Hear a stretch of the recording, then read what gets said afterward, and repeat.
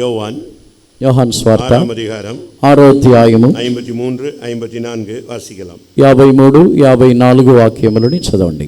కావున యేసు ఇట్లనెను, మీరు మనుష్య కుమారుని శరీరమును తిని ఆయన రక్తము త్రాగితేనే కానీ మీలో మీరు జీవము గలవారు కారు. నా శరీరము తిని నా రక్తము త్రాగువాడే నిత్య జీవము గలవాడు.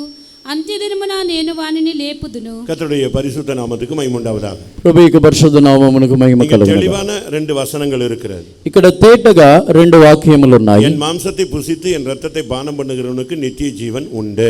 నా శరీరముని తిని నా రక్తముని త్రాగువానికి నిత్య జీవము గలదు. என் மாம்சத்தை புசியாமலும் என் இரத்தத்தை பானம் பண்ணாமலும் ஒருவன் இருந்தால் அவனுக்குள் நித்திய ஜீவன் இல்லை. నా శరీరముని తినకుండా నా రక్తముని పానము చేయకుండా ఉన్నట్లయితే అతనిలో నిత్య జీవము లేదు. அப்போ ஒரு விசுவாசி கர்த்தருடைய பந்தியில பங்கெடுக்காம வெளியே எந்திரிச்சு போயிட்டான்னு சொன்னா அவனுக்கு நித்திய ஜீவன் கிடையாது. ఒక విశ్వాసి ప్రభు బల్లలో పాలు పొందకుండా లేచి బయటికి వెళ్ళిపోతే అతనికి నిత్య జీవము లేదు. இந்த விஷயத்துல நீங்க ரொம்ப கவனமாக இருக்கணும். ఈ విషయంలో మిగిలి జాగ్రత్తగా మీరు ఉండవలెను. ஞானஸ்நானம் எடுத்த, బాప్తిసము తీసుకొని, ஞானஸ்நானத்துல பாவத்துக்கு மரித்த, బాప్తిసములో పాపమునకు చనిపోయిన, ஞானஸ்நானத்துல கிறிஸ்துவை தரித்துக் கொண்ட, బాప్తిసములో క్రీస్తుని ధరించుకొనిన, ஞானஸ்நானத்தின் மூலமாக சபைக்குள்ள வந்த தேவனுடைய பிள்ளை, బాప్తిసము ద్వారా సంఘము లోపలికి వచ్చిన దేవుని బిడ్డ சரியான ராபோஜனம் எடுக்காட்ட அவன் விசுவாசியா இருந்து அர்த்தம் இல்லை.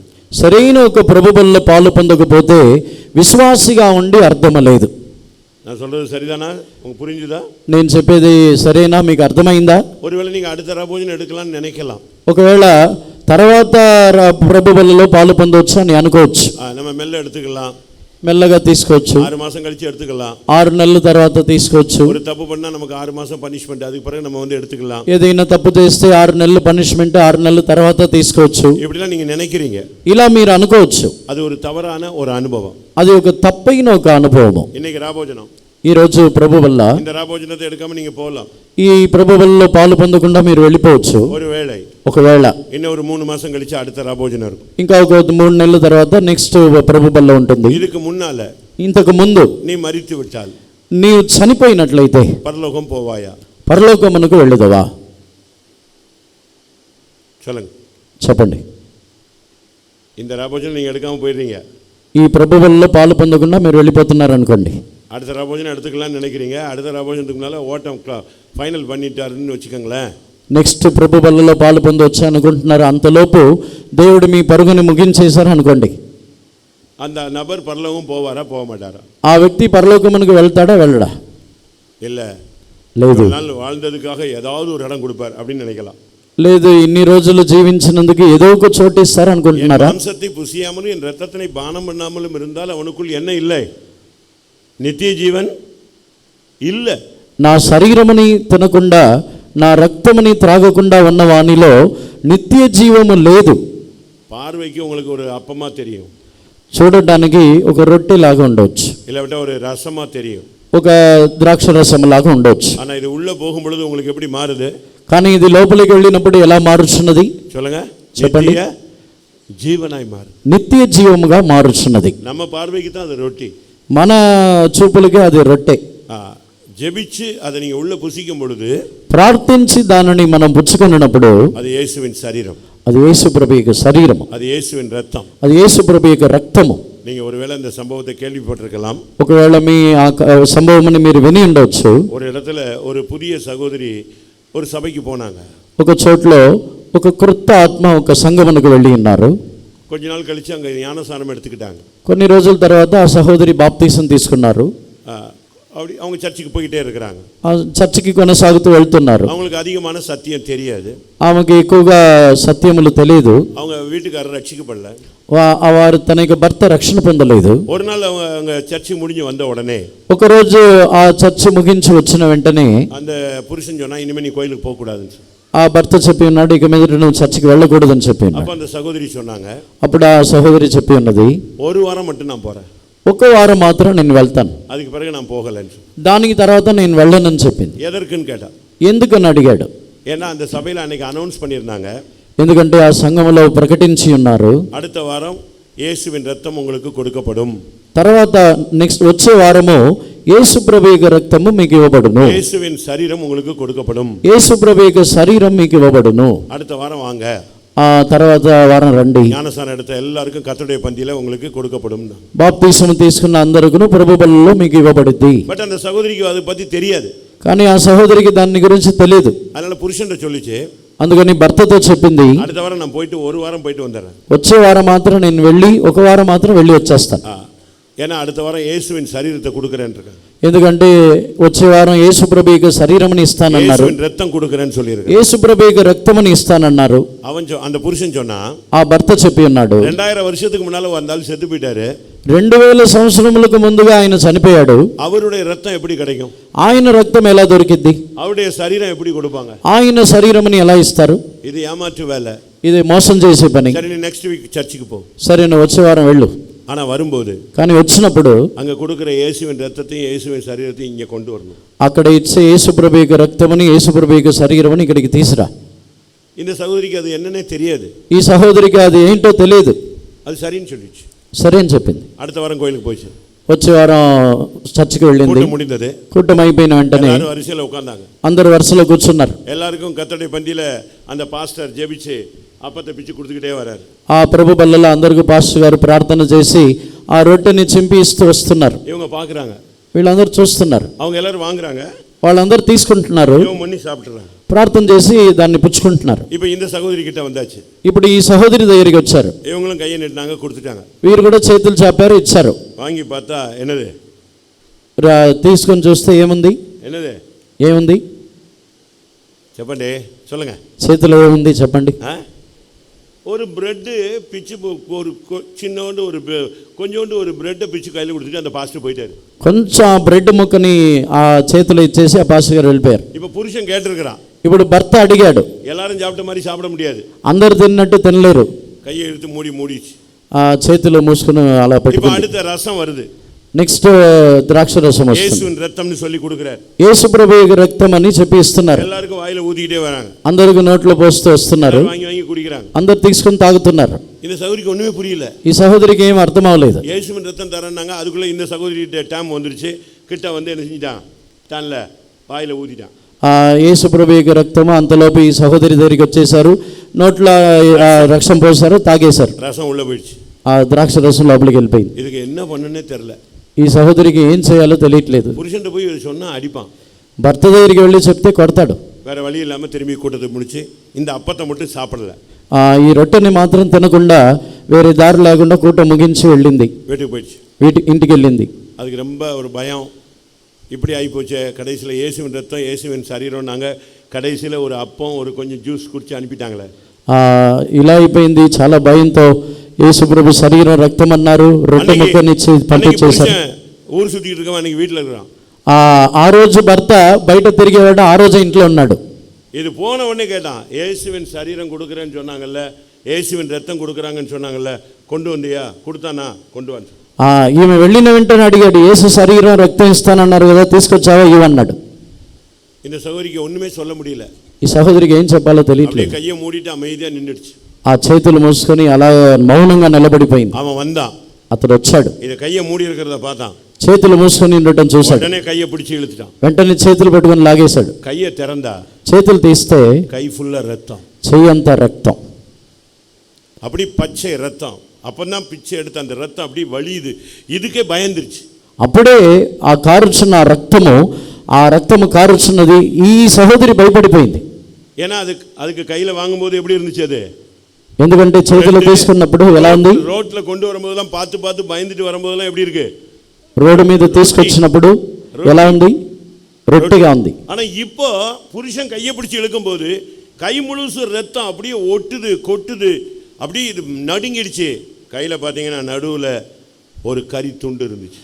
ఆ భర్త చేతులు పట్టుకొని లాగిన వెంటనే చెయ్యంతా రక్తము అది అంటుకుంటుంది, అది కారిపోవచ్చున్నది. మధ్యలో ఒక మాంసపు ముక్క కనపడింది. இதுக்கே நம்ப முடியல. ఈమె నమ్మలేకపోయింది. அப்படியே பயத்துல நடுங்கி நின்னுடுச்சு. అంతలా భయపడి ఆగిపోయింది. அவன் அதை வாங்கி பார்த்துட்டு దాన్ని తీసి చూసి, இது எப்படி சர்ச்சில் இப்படி ஒரு ரத்தம், இப்படி ஒரு கறி துண்டை எப்படி கொடுத்து சாப்பிட சொல்லுவான்? இதுல ஏதோ தப்பு இருக்கு, ஃபோர்ஜரி இருக்குன்னு சொன்னான். ఈ చర్చలో ఎలా ఇలా రక్తమని మాంసపు ముక్క నుంచి తినమంటారు, ఏదో మోసం చేస్తున్నారని చెప్పాడు. உடனே వెంటనే கறி துண்டை எடுத்துட்டு அவன் போயிட்டான். వెంటనే ఆ మాంసపు ముక్కని తీసుకుని వెళ్ళిపోయాడు. லேபுக்கு போனான், ల్యాబ్కి వెళ్ళాడు. லேபில் போய் கொடுத்தான். ల్యాబ్కి వెళ్ళి ఇచ్చాడు. எனக்கு ரிசல்ட் வேணும்னு கேட்டான். దీనికి రిజల్ట్ కావాలని అడిగాడు. 2 மணி நேரம் கழிச்சு அவனுக்கு ரிசல்ட் கிடைத்தது. 2 గంటల తర్వాత అతనికి రిజల్ట్ దొరికింది. என்ன ரிசல்ட் கிடைச்சது தெரியுமா? ఏ రిజల్ట్ దొరికింది తెలుసా? ஏறக்குறைய 30 வயதிலிருந்து 35 வயதுக்குள்ள இருக்கிற ஒரு ஆணுடைய சரீரத்திலிருந்து சில மணி நேரங்களுக்கு முன்னாக பிச்சு எடுத்த ஒரு கறி துண்டு இதுன்னு சொன்னான். ఇంచుమించుగా 30 నుండి 35 సంవత్సరముల వరకు ఉన్న ఒక మగవాని యొక్క శరీరములో నుండి కొన్ని గంటలకు ముందు దాన్ని చింపి తీసిన ఒక శరీరపు ముక్క అని చెప్పి ఉన్నారు. எப்படி இருக்குன்னு யோசிச்சு பாருங்க. ఎలా ఉంటుందో ఆలోచించండి. 33 வயதுல ஜீவனை கொடுத்தார். యేసు ప్రభు 33.5 సంవత్సరములో తన యొక్క ప్రాణమును ఇచ్చారు. நேரங்களுக்கு முன்னாக ஒரு ஆணுடைய சரீரத்திலிருந்து பிச்சு எடுத்திருக்காங்க இந்த கறி துண்டுன்னு சொன்னான். அந்த ரொட்டி எது? இயேசுவின் శరీరం. ఆ కొన్ని గంటలకు ముందే ఒక పురుషుని యొక్క శరీరములో నుండి తీయబడిన శరీరపు ముక్క అని చెప్పి ఆ యేసు ప్రభు యొక్క శరీరం ఆ రొట్టె ముక్క అని చెప్పి ఉన్నాడు. அவன் அன்னைக்கு ரட்சிக்கப்பட்டான். ఆ రోజు అతను రక్షణ పొంది ఉన్నాడు. அருமையான தேவனுடைய பிள்ளையே, ప్రియమైన దేవుని జనమా, நீங்க புசிக்கிற இந்த அப்பம், இந்த குடிக்கிற இந்த ரசம் இயேசுவின் சரீரம், இயேசுவின் ரத்தம். அந்த விசுவாசத்தோடு, பயத்தோடு, பக்தியோடு நீங்க இந்த பந்தியில பங்கெடுங்க. మీరు పాలు పొందుచున్న ఈ శరీరము, మీరు పాలు పొందుచున్న ఈ రసము యేసు ప్రభు యొక్క శరీరము, రక్తము అనే విశ్వాసముతో, భయముతో ఈ బల్లలో పాలు పొందండి. ஏனென்றால் இந்த அப்பத்துல உங்களுக்கு வெளியரங்கமாக ஒன்றும் தெரியாது, உள்ளுக்குள்ள போன பின் தான் அதனுடைய வேலை நடக்கும். ఎందుకంటే ఈ రొట్టెలో బయట ఏమీ కనబడదు, లోపలికి వెళ్ళిన తర్వాతనే దాని యొక్క క్రియని చేయుచున్నది. எப்படி புசிக்க வேண்டும்? ఈ రొట్టెని ఎలా తినవలెను? பழைய ஏற்பாட்டில் பஸ்கா என்று அழைக்கப்பட்டது. పాత నిబంధన కాలంలో పస్కా అని పిలువబడి ఉన్నది. பஸ்கா அப்படின்னா விலகி போன்னு அர்த்தம். పస్కా అంటే దాటిపోవుట అని అర్థం. எகிப்துல ஒரு ஆட்டுக்குட்டி அடிக்கப்பட்டது. ఐగుప్తులో ఒక గొర్రె పిల్ల వధించబడి ఉన్నది. அந்த ஆட்டுக்குட்டியின் ரத்தம் அந்த வீட்டிலே தெளிக்கப்படும். ఆ గొర్రె పిల్ల యొక్క రక్తము ఆ ఇంటిలో ప్రోక్షింపబడి ఉన్నది. సంహారదూతன் வரும்பொழுது, సంహారదూత వచ్చినప్పుడు அந்த வீட்டுக்குள்ளே பிரவேசிக்க முடியாது. ఆ ఇంటి లోపల ప్రవేశించలేడు. ஏனென்றால் ரத்தம் தெளிக்கப்பட்ட வீடு. ఎందుకంటే ఆ ఇల్లు రక్తం ప్రోక్షింపబడిన ఇల్లు. அவங்க அந்த ரத்தத்தை எடுத்து கண்ணுக்கு நடுவுல வச்சுக்குவாங்க. వారు ఆ రక్తంని తీసి కళ్ళ మధ్యలో నుదుటి మీద పెట్టుకుంటారు. அப்பொழுது அந்த మనిషిని அந்த వల్లமை தொட முடியாது. అప్పుడు ఆ మనుషుని ఆ శక్తి ముట్టలేవు. நீ பஸ்காவை சரியாய் ஆசரித்தால் நீ எகிப்தை விட்டு விலகி போக வேண்டும். నీవు పస్కాని సరైన విధముగా ఆచరించినట్లయితే ఐగుప్తులో నుండి నువ్వు బయలుదేరి వెళ్ళాలి. நீ எகிப்தை விட்டு வெளியே வர அந்த பஸ்காவை ஆசரித்து சரியா ரத்தம் தெளித்தால் సంగారదూతన్ ఉన్ పక్కం వరమాటాన్. ఐగుప్తులో నుండి బయలుదేరుటకు సరైన విధముగా రక్తముని నీవు ప్రోక్షించినట్లయితే సంహారదూత నీ యొద్దకు రాడు. ஏன் 3 நாள் சுத்திகரிப்பு கூட்டம்?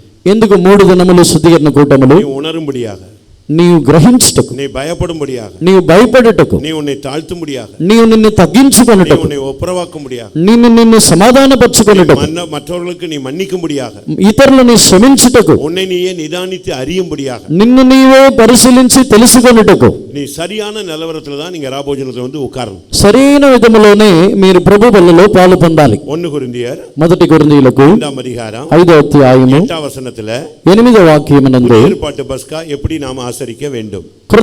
కృత నిబంధన కాలమిక పస్కాని ఏ విధముగా ఆచరించాలి? గనుక పాతదైన పులిపిండితోనైనను దుర్మార్గతయు దుష్టత్వమునను పులిపిండితోనైనను కాకుండా నిష్కాపట్యమును సత్యమును నని పులియని రొట్టెతో పండుగ ఆచరింతుము. కర్తరుடைய పరిశుద్ధ నామమునకు మహిమ ఉండావதாக. ప్రభు యొక్క పరిశుద్ధ నామమునకు మహిమ కలుగును గాక. ఏర్పాట్ల తుర్కుణం పొల్లాపు இந்த தன்மை ஒரு புளிப்புள்ள அனுபవం. కృత నిబంధన కాలములో దుర్మార్గతయు దుష్టతనం అనేది ఈ పులుసున ఒక అనుభవము. இந்த ரெண்டையும் நீங்க தவிர்த்து விட்டு, ఈ రెండిటిని మీరు తోసివేసి, நீங்கள் துப்புரவு உண்மை என்ற தன்மைக்குள்ள வந்த பின்பு நீங்கள் இந்த பஸ்காவை புசிக்க வேண்டும். మీరు నిష్కపట్యము యథార్థత్వం అనే ఆ అనుభవానికి వచ్చిన తర్వాత ఈ బల్లలో మీరు పాలు పొందవలెను. 1 కొరింథీయుల 10వ అధ్యాయం 1 కొరింథీయులకు 10వ అధ్యాయము 16 17 వచనங்களை பார்க்கும்போது 16 17 వాక్యములలో இந்த அப்பத்தை புசிக்கும் பொழுது நீங்கள் ஒன்றாக்கப்படுகிறீர்கள். ఈ రొట్టెని మీరు తినుచున్నప్పుడు మీరు ఐక్యపడుచున్నారు. ஒரே அப்பம் பிச்சு எல்லாருக்கும் கொடுத்தபட்டு எல்லாருக்குள்ளே அது வந்துருது. ఒకే రొట్టెని అందరికి ఇచ్చుచున్నప్పుడు అందరిలోనూ ఆ రొట్టె ప్రవేశించుచున్నది. நமக்குள்ள எந்த ஏற்றத்தாழ்வுகளும் இருக்கக்கூடாது. మనలో ఏ హెచ్చు తగ్గులు ఉండకూడదు. జాతి, மொழி, భాష, பணம், డబ్బు, படித்தவன், చదువు படிக்காதவன், చదువు లేని వారు, எந்த விதமான வித்தியாசமும் இந்த ராபோஜனத்துக்கு பின்பாக இருக்கக்கூடாது. ఎటువంటి వ్యత్యాసమును ఈ ప్రభు బల్లకు తర్వాత మనకు ఉండకూడదు. நமக்குள்ள இந்த அப்பம் வரும்பொழுது நாம் எல்லாரும் ஒன்றாக்கப்படுகிறோம். మనలో ఈ రొట్టె వచ్చినప్పుడు మనల్ని అందరినీ ఏకీభవించుచున్నది. இந்த రసం நமக்குள்ள வரும்பொழுது நம்முடைய தாகம் தீர்க்கப்படுகிறது. ఈ రసం మనలో వచ్చినప్పుడు మనకి దాహము తీర్చబడుచున్నది. ஒவ்வொரு தேவனுடைய பிள்ளைகளும் இந்த அப்பத்தை புசிக்கும் பொழுது ఒక్కొక్క దేవుని బిడ్డ ఈ రొట్టెని తినుచున్నప్పుడు இது தேவ சமூகத்து அப்பம். ఇది దేవుని సన్నిధానం యొక్క రొట్టె. இன்றையிலிருந்து உங்களுடைய தேவ சமூகம் இல்லாவிட்டால் ஜெப வாழ்க்கையை நீங்கள் சரிப்படுத்த வேண்டும். ఈ రోజు నుండి మీ దేవుని సన్నిధానము ప్రార్థన అనుభవముని మీరు సరి చేయవలెను. தாவீது போய் தேவனுடைய ஆசரிப்பு கூடாரத்தில் போய் ஆசாரியன்ட்ட தேவ சமூகத்து அப்பத்தை புசித்தான். దావీదు వెళ్ళి దేవుని ఆలయమునందు ఉన్న దేవుని సన్నిధి రొట్టెలని తిని ఉన్నాడు.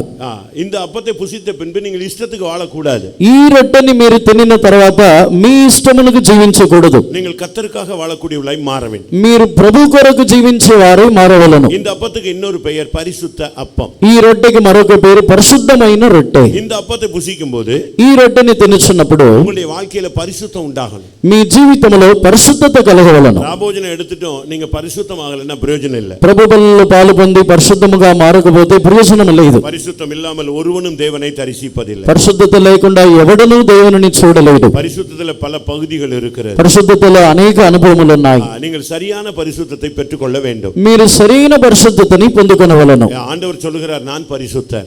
ప్రభు చెప్పుచున్నారు, నేను పరిశుద్ధుని. உங்களை அழைத்தவர் பரிசுத்தர். మిమ్మల్ని పిలిచిన వాడు పరిశుద్ధుడు. தேவன் உங்களை அசுத்தத்திற்கல்ல பரிசுத்தத்துக்கே அழைத்தார். దేవుడు మిమ్మల్ని అపవిత్రత కొరకు కాదు పరిశుద్ధత కొరకే పిలిచి ఉన్నారు. நடக்கைகளில் எல்லாவற்றிலும் நீங்கள் பரிசுத்தர்களாய் இருங்கள். మీ నడకలన్నిటిలో మీరు పరిశుద్ధులై ఉండవలెను. எனக்கு ஏற்ற பரிசுத்தவான்களாய் மாறுங்கள். నాకు తగిన పరిశుద్ధులై మారుడి. ஆண்டவருடைய பரிசுத்தத்துல வித்தியாசம் இருக்கிறது. ప్రభు యొక్క పరిశుద్ధతలో వ్యత్యాసములు ఉన్నాయి. ஒரு சாதாரண பரிசுத்தம், సాధారణమైన పరిశుద్ధత, மகா பரிசுத்தம், మహాపరిశుద్ధత, தேவனுக்கேற்ற பரிசுத்தம். దేవునికి తగిన పరిశుద్ధత. கர்த்தருடைய பரிசுத்த நாமத்துக்கு மகிமை உண்டாவதாக. ప్రభు యొక్క పరిశుద్ధ నామమునకు మహిమ కలుగును గాక. திராட்சரசத்தை நீங்கள் குடிக்கும் பொழுது, ఈ ద్రాక్షరసమును మీరు త్రాగినప్పుడు, இயேசுவின் இரத்தமாக நீங்கள் புசிக்கும் பொழுது, దానిని యేసు ప్రభు రక్తముగా మీరు పుచ్చుకొనినప్పుడు, இல்லாவிட்டால் அது இயேசுவின் இரத்தமாய் நீங்கள் குடிக்கும் பொழுது, దానిని యేసు ప్రభు రక్తముగా మీరు త్రాగినప్పుడు உங்களுடைய வியாதி சுகமாகும். మీ వ్యాధి స్వస్థపరచబడుచున్నది. ராபோஜனத்துல உங்களுடைய வியாதி நீங்க வேண்டும். ప్రభు వల్లలో మీ వ్యాధి తొలగిపోవాలి. 1 தீமோத்தேயு 5:23 பார்க்கும்போது, 1 తీమోతేయు 5:23లో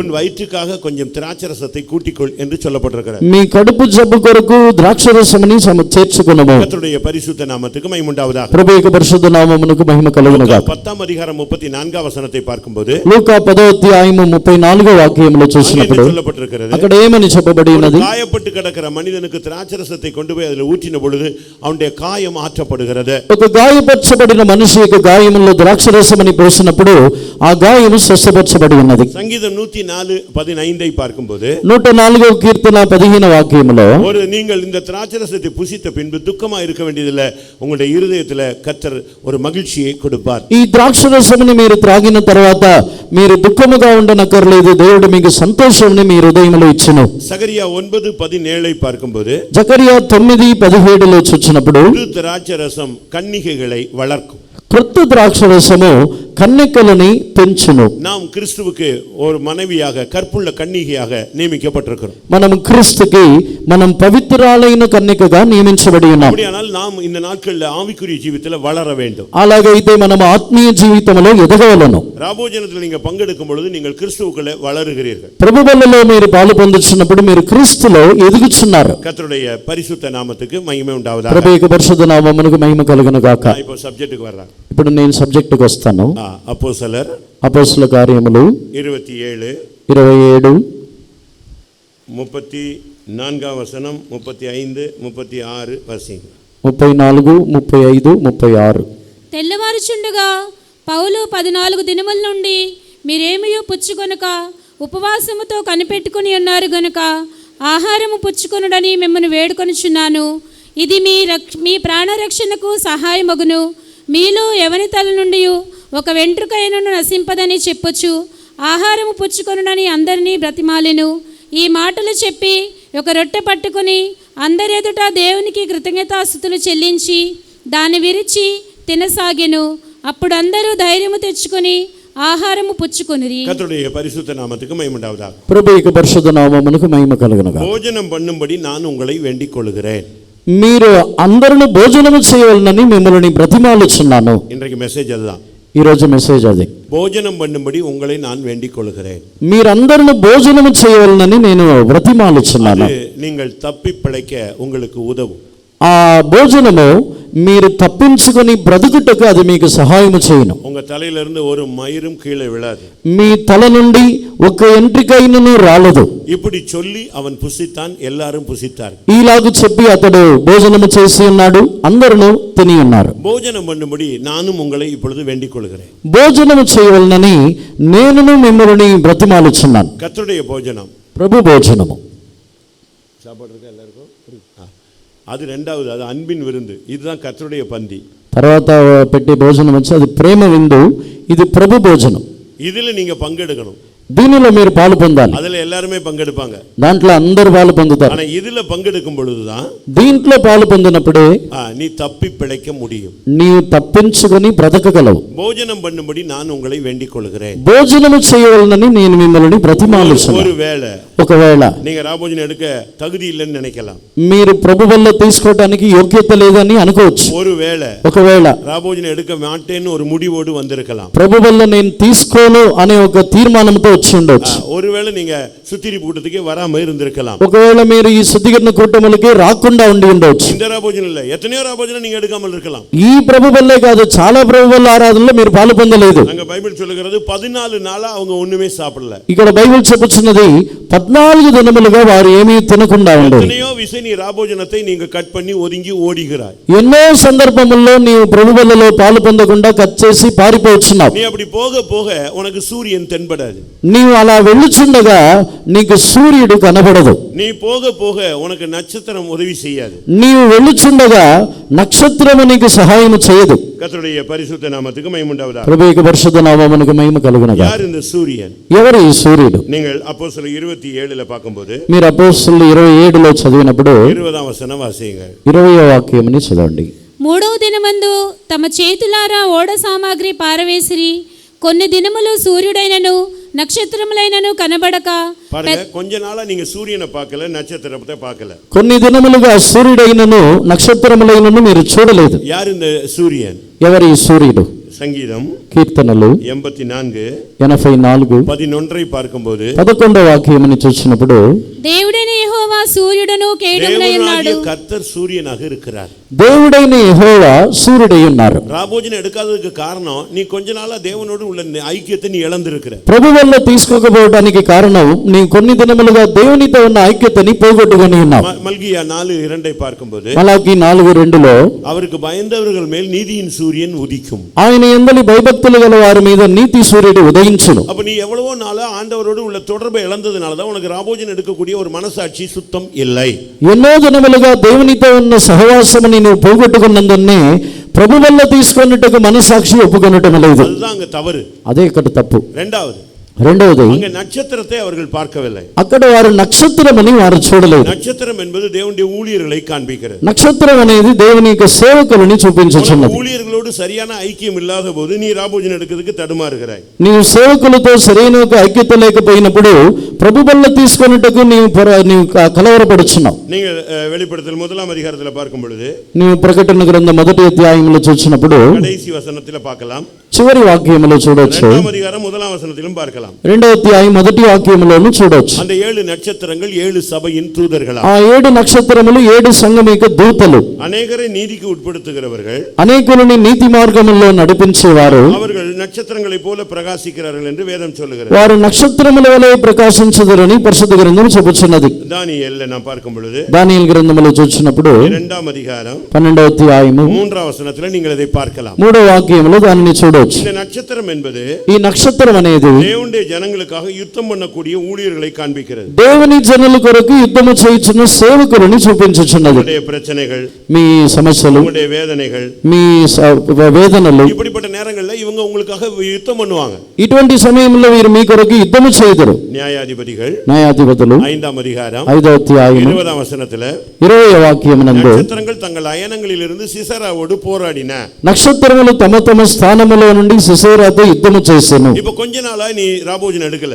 నీవు కొన్ని దినములుగా ప్రభు బల్ల తీసుకోవట్లేదు. కారణం என்ன? కారణం ఏంటి? உனக்கு தேவனோடும் ஊழியர்களோடும் ஐக்கியம் இல்ல. నీకు దేవునితో సేవకులతో ఐక్యత లేదు. இன்னைக்கு அதை மாற்றிக்கொள். ఈ రోజు దానిని మార్చుకో. இன்னைக்கு భోజనத்தை புசி. ఈ రోజు నీవు ఆ భోజనముని తినవలెను. நான் தயவு செய்து கேட்டுக்கொள்கிறேன். దయచేసి నేను అడుగుచున్నాను. கப்பல் பயணத்துல பவுல் தன்னோடு இருந்த 276 பேரோட பேசினான்.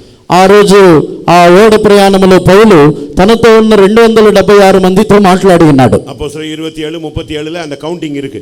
ఆ అపోస్తలుల కార్యం 27:37 ఆ సంఖ్య ఉన్నది. 276 பேர், 276 మంది அவ்வளவு பேரும் புசித்தார்கள். అంతమంది భోజనము చేసి ఉన్నారు. அதுபோல இந்த சபையில காக்கிநாடா சபையில இங்க வந்திருக்கிற எல்லா தேவனுடைய பிள்ளைகளும் ஞானஸ்தானம் எடுத்த சகோதர சகோதரிகள், வாலிபரோ வயதுவர்களோ பழையவர்களோ புதியவர்களோ எல்லாரும் கர்த்தருடைய பந்தியில பங்கெடுக்க வேண்டும். అదే విధముగా ఇక్కడికి వచ్చి ఉన్న యవనస్తులైన పెద్దవారు ముసలివారు ఎవరైనా సరే బాప్తిసము తీసుకుని ఉన్న ప్రతి ఒక్కరిని ఈ ప్రభు బల్లలో పాలు పొందవలెను. இன்னைக்கு மெசேஜ் என்ன?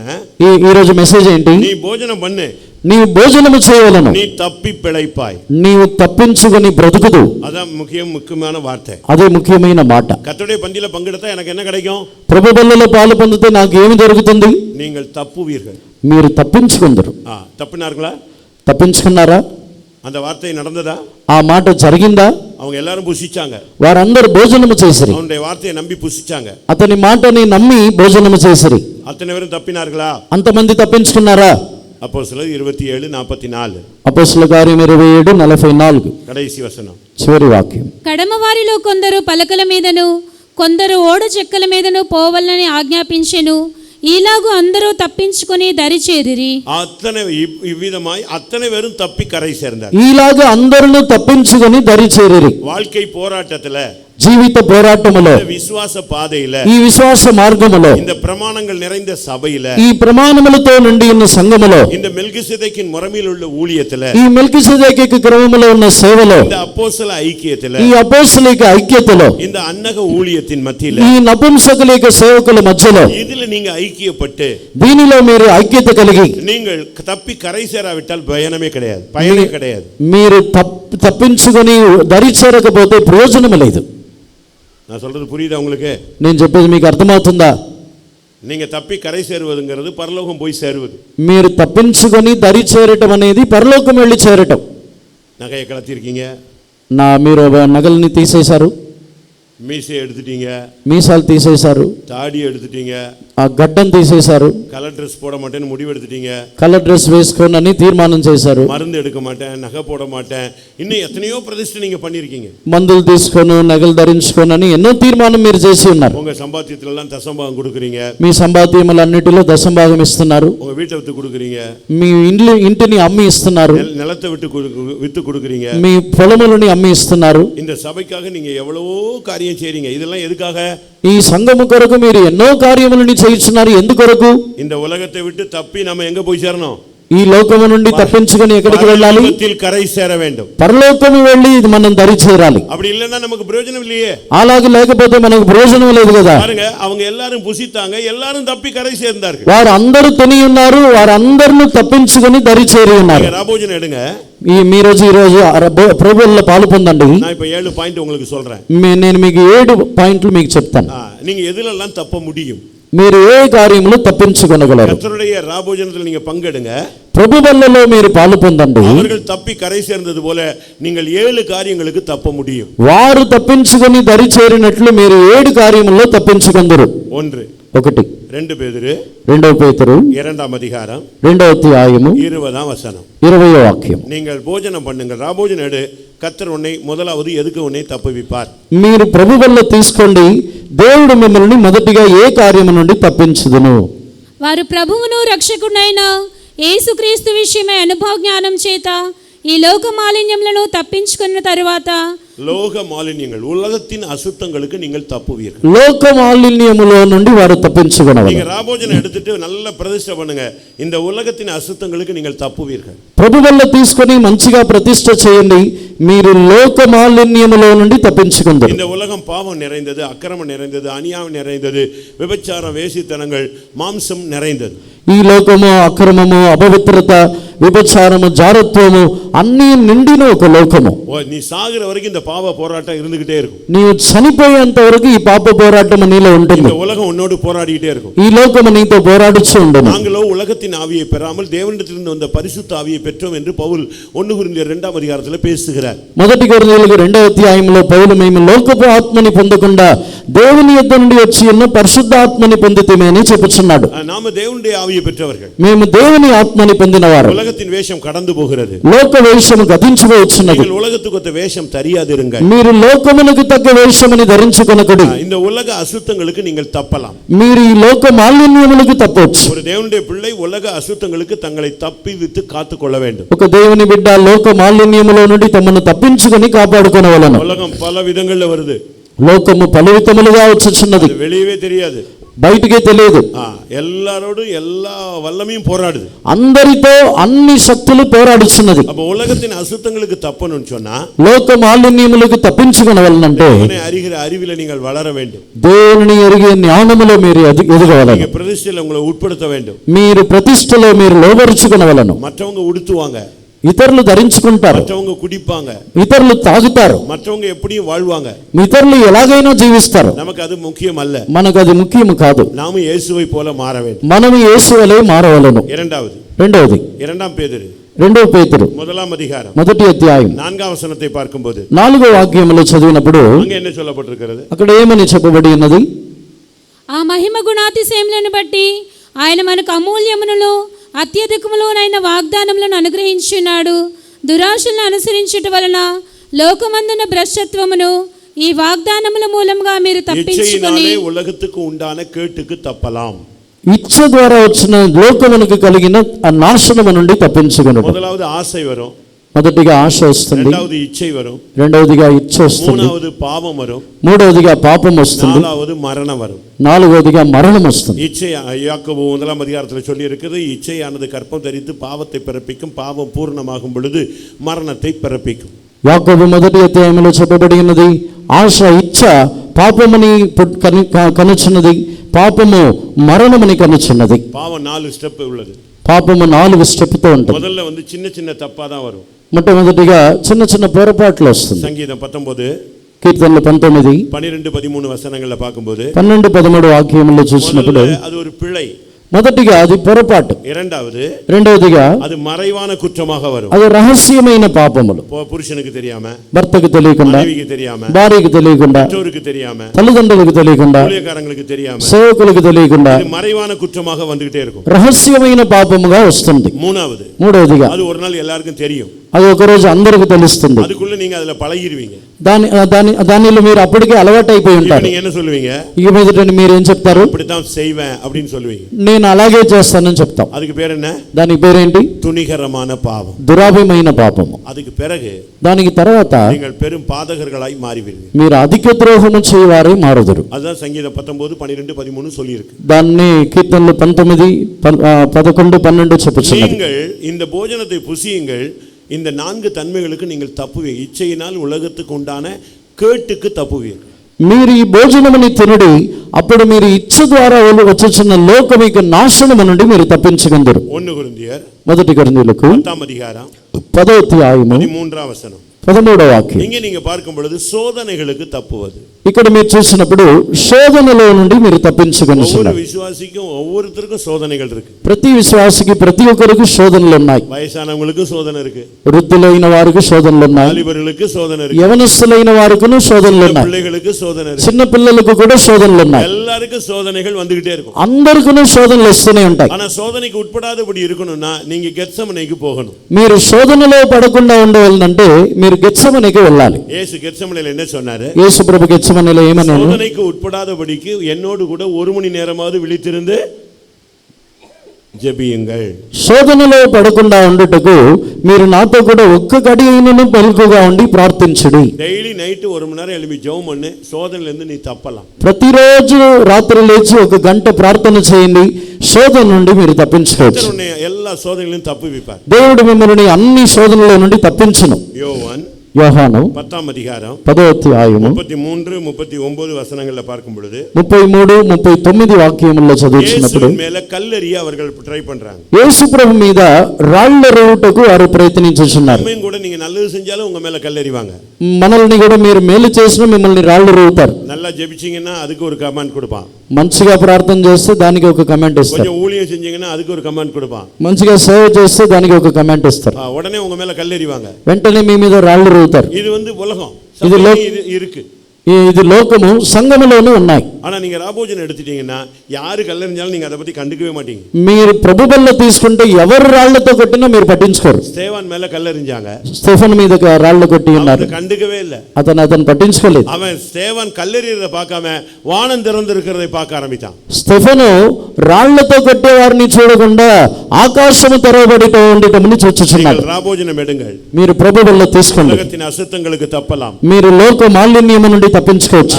கேட்டுக்கு தப்பலாம், நியாய தீர்ப்புக்கு தப்பலாம். మీరు నాశనము నుండి న్యాయ తీర్పు నుండి తప్పించుకోవచ్చు. சோதனைகளுக்கு நீங்கள் தப்பலாம். మీరు శోధనలో నుండి తప్పించుకోవచ్చు. மனிதர்கள் கல்லெறிவார்கள், அதுல நீங்க தப்பி போகலாம். మనుషులు మిమ్మల్ని రాళ్లతో కొట్టుదరు, తప్పించుకోవచ్చు. அடுத்ததாக తర్వాత దానియేలు గ్రంథము 3ஆம் அதிகாரம் 3వ అధ్యాయము 17ஆம் வசனத்தில் பார்க்கும் பொழுது 17వ వాక్యములో చూసినప్పుడు அக்னிச்சூளைக்கு அவர்கள் தப்புவிக்கப்பட்டார்கள். అగ్ని జ్వాలలో నుండి వారు తప్పించబడి ఉన్నారు. దేవుని பிள்ளை என்று சொல்லுகிறவனுக்கு அக்னி பரீட்சைகள் உண்டு. ఒక దేవుని బిడ్డ అనే వానికి అగ్ని శోధనలు ఉన్నాయి. அக்னியினாலே எல்லாமே பரிசோதிக்கப்படும் என்று 1 கொரிந்தியர் 3 சொல்லப்பட்டிருக்கிறது. మొదటి కొరింథీయులకు 3వ అధ్యాయములో అగ్ని ద్వారా అన్నీ పరిశోధింపబడునని రాయబడి ఉన్నది. உலக మనుషனுக்கு 1 மடங்கு, లోక మనుషులకు ఒక వంతు.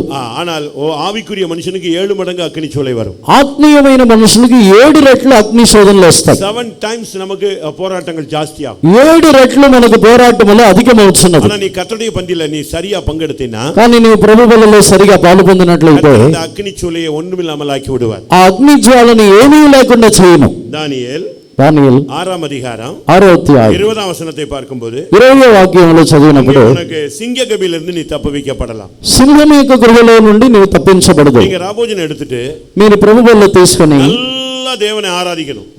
మంచిగా దేవుని ఆరాధించాలి. மனப்பூர்வமா கர்த்தரை துதிக்கணும். మనపూర్వకముగా దేవుని స్తుతించవలెను. இப்ப நம்ம எல்லாம் நேரம் கொஞ்ச நேரம் வர்ஷிப் பண்ணீங்க. எத்தனை பேர் வர்ஷிப் பண்ணீங்கன்னு உங்களுக்கு தான் தெரியும். ఇప్పుడు అందరూ వర్షిప్ చేశారు. ఎంతమంది వర్షిప్ చేశారో మీకే తెలుసు. யாரையும் பார்க்க கூடாது. ఎవరిని చూడకూడదు. யாரையும் பார்க்க கூடாது. ఎవరిని చూడకూడదు. நீங்க பாருங்க, இந்த மற்ற மார்க்கத்துல எல்லாம் பாருங்களேன். మీరు ఇతర మార్గముల్లో చూడండి. ஒரு முஸ்லிம் சகோதரனை பாருங்க. ఒక ముస్లిం సహోదరుని చూడండి. அந்த டைம் வந்தா வாங்க ஊதிட்டாங்கன்னா உடனே நிச்சயம் ఆ టైంలో వారు ఆ శ్లోకం చెప్పినప్పుడు ఏం చేస్తారు? சொல்லுங்க. ఏం చేస్తారు? உடனே நிச்சயம் தலையில தொப்பி தூக்கி வைப்பான். அந்த வடக்க பார்த்து முழங்கால போட்டுருவான். వెంటనే తలకు టోపీ వేసుకుంటాడు. ఆ ఉత్తర దిక్కులో చూసి మోకాలు వేస్తాడు. நான் ఇలంగేல పోயிருந்தேன். నేను సిలోన్కి వెళ్ళాను. ஏர்போர்ட்ல ஒரு பெரிய புத்தர் இருக்காரு. ఎయిర్పోర్ట్ లో ఒక పెద్ద బుద్ధుడు బొమ్మ ఉంది. அங்க தெரு தெருவா புத்தர் ஐயா వీధిగా బొమ్మలు ఉంటాయి. பேசிட்டு இருக்கும்போது கர்த்தருடைய வார்த்தை பேசும்போது குறுக்க வரக்கூடாது. போங்கட்டு. கர்த்தருடைய பரிசுத்த நாமத்துக்கு மகிமை உண்டாவதாக. ప్రభు యొక్క పరిశుద్ధ నామమునకు మహిమ కలుగును గాక. அந்த புத்தர் இங்க கவனிங்க. ఇక్కడ புத்தர் இருக்க, அந்த புத்தர் நீங்க பாத்தீங்கன்னா புத்தர் அப்படி ஒரிஜினல் இருக்கிற மாதிரி இருப்பா. మీరు ఆ బుద్ధుడిని చూస్తే ఒరిజినల్ గా ఉన్నట్టే ఉంటుంది. ஆனா நான் அங்க உட்கார்ந்திருந்தேன். నేను అక్కడ కూర్చొని ఉన్నాను. ஒரு ஏர் ஹோஸ்டர் வந்தா. ఒక ఏర్ హోస్టెస్ వచ్చింది. விமான பணிப்பெண்.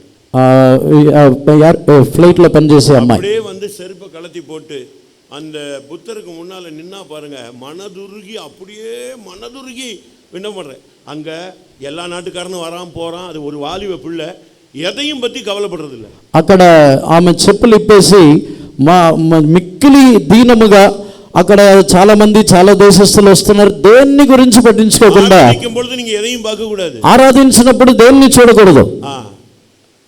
அதனால தான் ராஜா வந்து கேட்கிறான், நீ இடைவிடாமல் ஆராதிக்கிற தேவன் உன்னை சிங்கத்தின் வாய்க்கு தப்புவிக்க வல்லவராய் இருந்தாரா? అందుకే రాజు అడుగుచున్నాడు, నీవు ఎడతెగక ఆరాధించుచున్న దేవుడు నిన్ను సింహం యొక్క నోటిలో నుండి తప్పించుటకు శక్తివంతుడై ఉన్నారా? సింగగబిలిందు సత్తం கொடுக்கறான், ఆమ్ రాజాவே அப்படினா. సింహం యొక్క గృహలో నుండి చెప్పుచున్నాడు, అవును రాజు.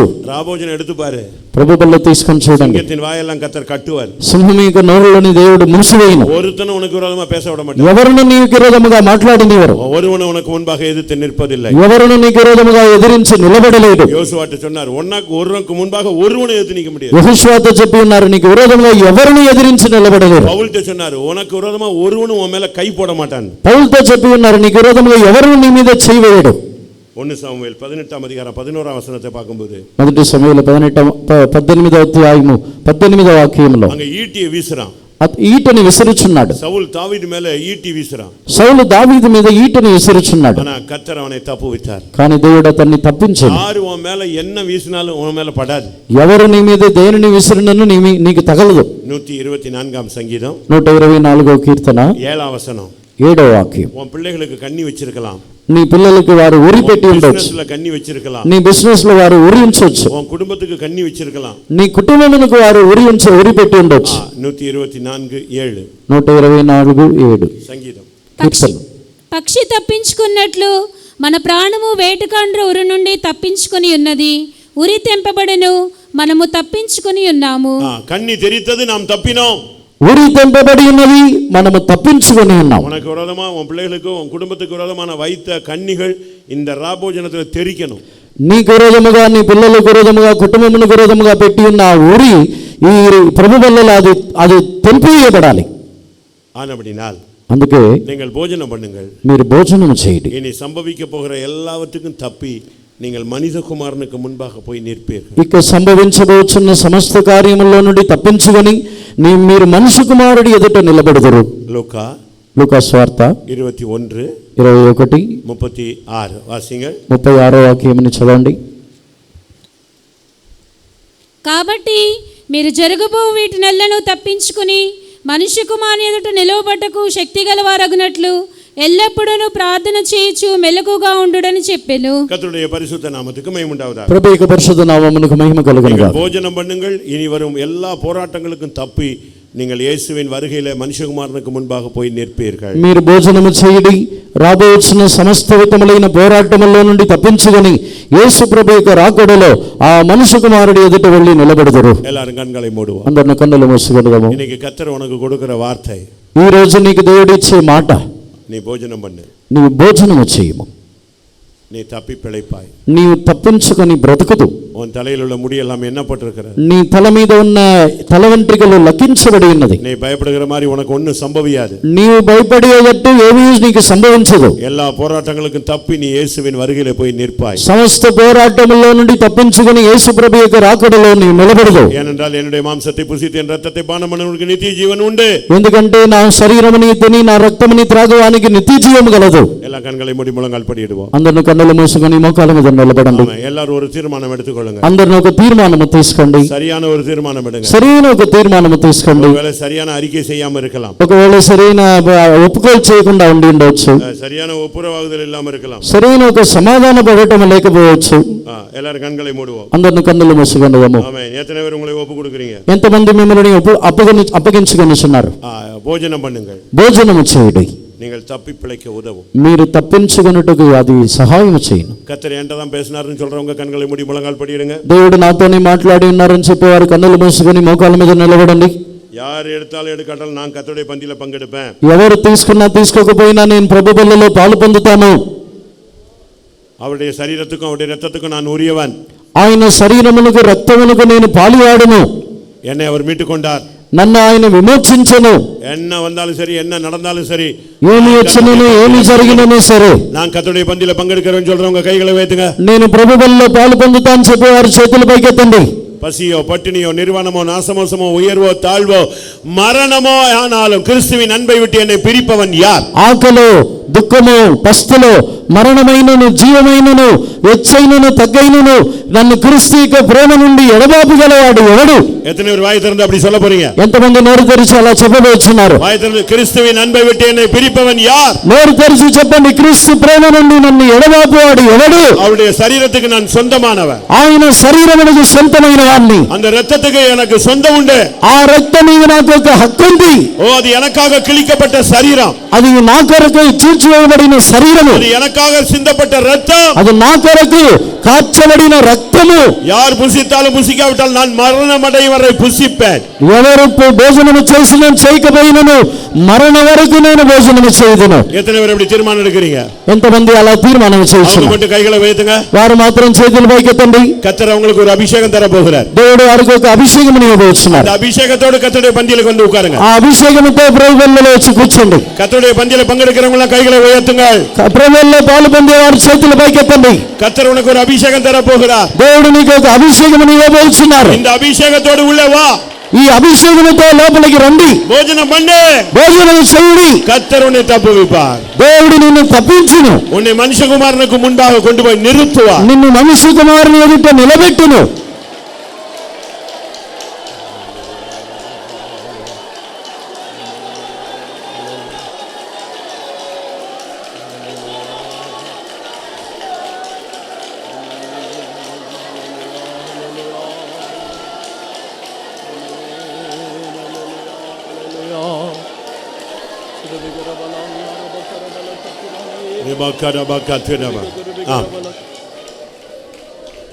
எசேக்கியா ராஜா హిజ్కియా రాజు இதே மாதிரி ஒரு பஸ்காவை ஆசரிக்கும் பொழுது ఇలా ఒక పస్కా పండుగని ఆచరించినప్పుడు அவன் ஆண்டவர்கிட்ட ஒரு ஜெபம் பண்ணான். అతడు దేవునితో ఒక ప్రార్థన చేశాను. ஆண்டவரே, ప్రభువా, எங்களுடைய ஜனங்களில் யாராவது మా జనులో ఎవరైనా பரிசுத்த ஸ்தலத்துக்குரிய சுத்தாங்கம் அடையாது இருந்தாலும் పరిశుద్ధ స్థలం యొక్క పరిశుద్ధతని కలగకపోయినను கிருபையுள்ள தேவன் மன்னிப்பாராக. కృప కలిగిన దేవుడు క్షమించునుగాక. அப்படி ஒரு ஜெபம் பண்ணான். అటువంటి ఒక ప్రార్థన చేశాను. எல்லாம் கண்ண மூடி அப்படி ஒரு ஜெபம் பண்ணுங்க. అందరు కళ్ళు మూసుకొని అలా ఒక ప్రార్థన చేయండి. யாராவது தகுதி இல்லாம புத்தி இல்லாம ஏதாவது குறைகள் இருந்தா கிருபையுள்ள தேவன் எங்க காக்கிநாடா சபையில் உள்ள ஊழியர்கள் விசுவாசிகள் எல்லாரையும் கிருபையுள்ள தேவன் மன்னிப்பாராக. எல்லாரும் வாயை திறந்து கேளுங்க. ఎవరైనా యోగ్యత లేని వారు ఉన్నట్లయితే కృప కలిగిన దేవుడు మా కాకినాడ సంఘములో సేవకులైన విశ్వాసులైన వారందరినీ కృప కలిగిన దేవుడు క్షమించునుగాక అని అడగండి. எல்லாரும் வாயை திறந்து ஒரு ஜெபம் பண்ணுங்க பார்க்கலாம். అందరూ నోరు తెరిచి ఒక ప్రార్థన చేయండి. கிருபையுள்ள தேவன் மன்னிப்பீராக. కృపగల దేవుడు క్షమించునుగాక. கிருபையுள்ள தேவன் மன்னிப்பாராக. కృపగల దేవుడు క్షమించునుగాక. రిబకర బకతిద బకతిద బలకతిద మనకరబాని రిబకర బకర బకతిద బలకతిద బలకతిద ఇకమానియారియాస.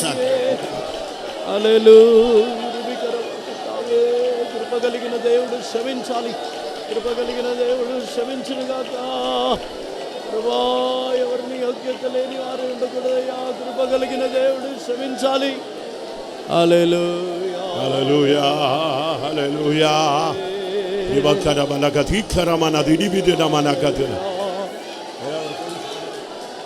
ప్రభు యేసుని ప్రేమ నుండి నన్నెడబాపు వరువరులా. ప్రభు యేసుని ప్రేమ నుండి నన్నెడబాపు వరువరులా. శ్రమయైనను బాధైనను హింసైన నిందైన ఏదైనను శ్రమయైనను బాధైనను హింసైన నిందైన ఏదైనను ప్రభు యేసుని ప్రేమ నుండి నన్నెడబాపు వరువరులా. ప్రభు యేసుని ప్రేమ నుండి నన్నెడబాపు వరువరులా.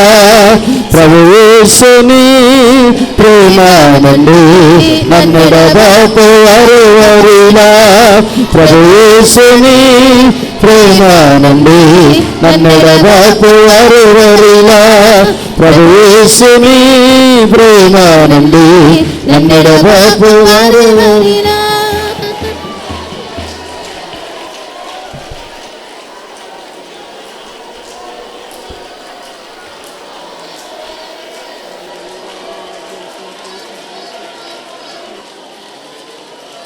Hallelujah, hallelujah. Amen, amen, amen, amen, amen, amen. Shidabalaka, tidabaka, tidabaka, tidabana, samanadunamana. Ainamana kasabalabalabaka, tidabania. Hallelujah, hallelujah, hallelujah, hallelujah. Amen, amen, amen, amen, amen, amen, amen. Hallelujah, hallelujah. Habib Ibika Balaka Tudabania. Amen, hallelujah. Ikabala Bakara Baka Tudabania. Amen, amen, amen, amen, amen, amen, amen.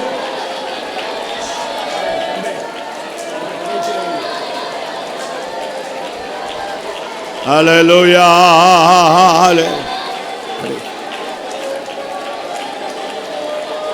Amen, hallelujah, hallelujah, hallelujah. Ora bakara bakatida bakatida banakatida banakatida banya. Amen. Ibida bana bakara bakara bakatida banakatida banya. Hallelujah, hallelujah, hallelujah. Abarabania kasabadini bini bina manakatida banya. Hallelujah, amen, amen, amen, amen, amen, amen. Amen. பிரியமானவர்களே, ஒரு அபிஷேகத்தோடு நீங்கள் உள்ளே வந்தால் அதிக ఆశీర్వాదமாக இருக்கும். మీరు ఒక అభిషేకంతో మీరు లోపలికి వచ్చినట్లయితే అధికమైన ఆశీర్వాదంగా ఉంటుంది. நீங்க சும்மா உள்ள வராதீங்க. మీరు ఊరికే లోపలికి రాకండి. ஒரு அபிஷேகத்தோடு உள்ள வாங்க. ஒரு 2 நிமிஷம் டைம் தரேன். అభిషేకంతో లోపలికి రండి. ఒక 2 నిమిషాలు. ஊழியம் அபிஷேகம் இல்லன்னா அது ஊழியம் அல்ல. ఏ సేవైనా అభిషేకం లేకపోతే అది సేవ కాదు. కర్తావే நான் பந்தில உட்கார போறேன். எனக்கு ஒரு அபிஷேகம் தாங்க. ప్రభువా నేను ఈ బలలో కూర్చుండబోతున్నాను. నాకు ఒక అభిషేకం ఇవ్వండి. எனக்கு ஒரு கிருபை தாங்க. నాకు కృపనివ్వండి. என்னை பலப்படுத்து. నన్ను బలపరచండి. ரிபக்கரா பக்கத்திரா பக்கத். ரெபெக்கா பாலி சனஹா. தேவரே ரிபிரிபிரபா. சிதனே மினகரி மினகரி கத்ரே. Risharam.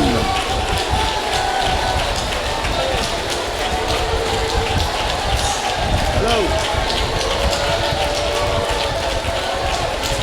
Amen. Hallelujah, hallelujah, hallelujah. கர்த்தருடைய பந்தி என்பது அவரோடு சேர்ந்து கொள்வது. ప్రభు బల్ల అనేది ఆయనతో పాటు చేరుకొనుట. ஆண்டவரோடு இணைந்து கொள்வது.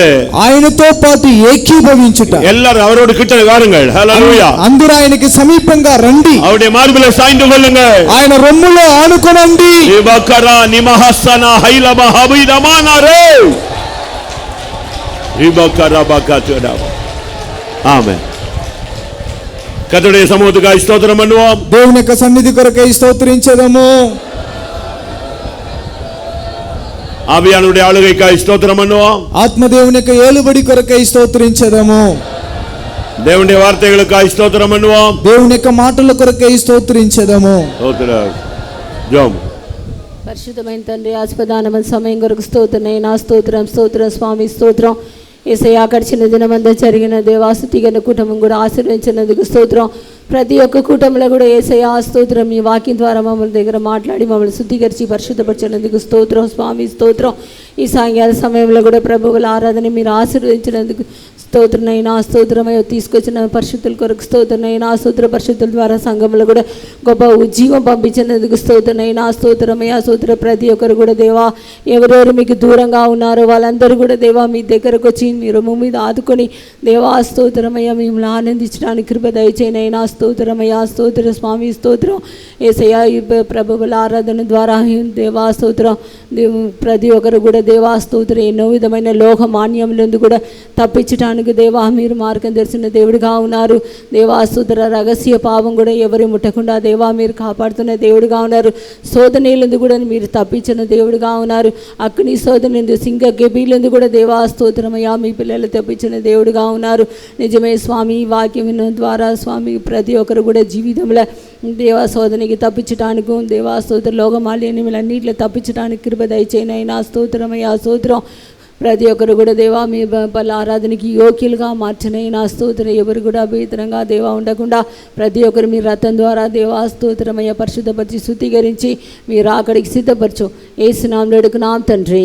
ఆమేన్. హల్లెలూయా. హల్లెలూయా. హల్లెలూయా. ఆమేన్.